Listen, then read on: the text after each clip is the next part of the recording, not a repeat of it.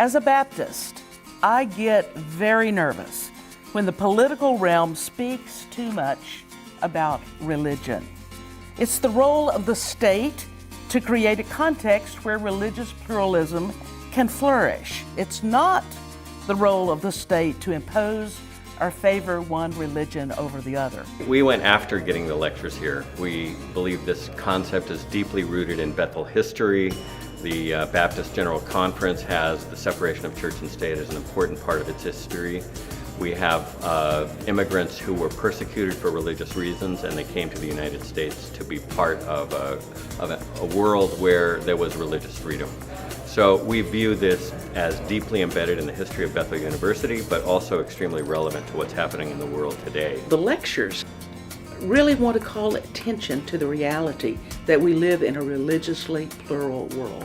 And I think this matters more than ever. Religious pluralism sharpens the challenge of strongly holding one's own belief while at the same time defending the rights of others to hold other beliefs or none at all. I think the best thing that she said the whole time is that even as an exclusivist, the most important thing we can do is we need to be exclusivist or inclusivist or what have you in religion, but you got to be pluralists politically. Because of my experience in and love for the people of Myanmar, particularly the Christian minority there, I wanted to speak about what competing religious liberties actually mean. Christians in Myanmar are coming out of the political shadows and are being more vocal in their call for religious liberty.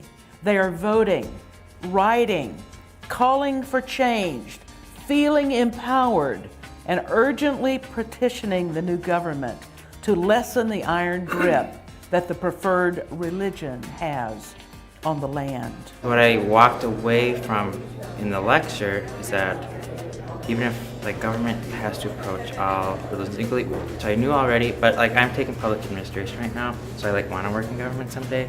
So for me, it reinforced that idea. The questions raised by the Sheridan lectures embedded in the history of Bethel, but they are current in the minds of students and in the minds of our professors on campus. I think it's critical that we bring this kind of conversation where there is a great deal of reflective thought and character formation going on among young adults and people who are discerning vocation. For we know that what we enjoy here, given our Constitution and heritage of religious freedom, matters for others as well.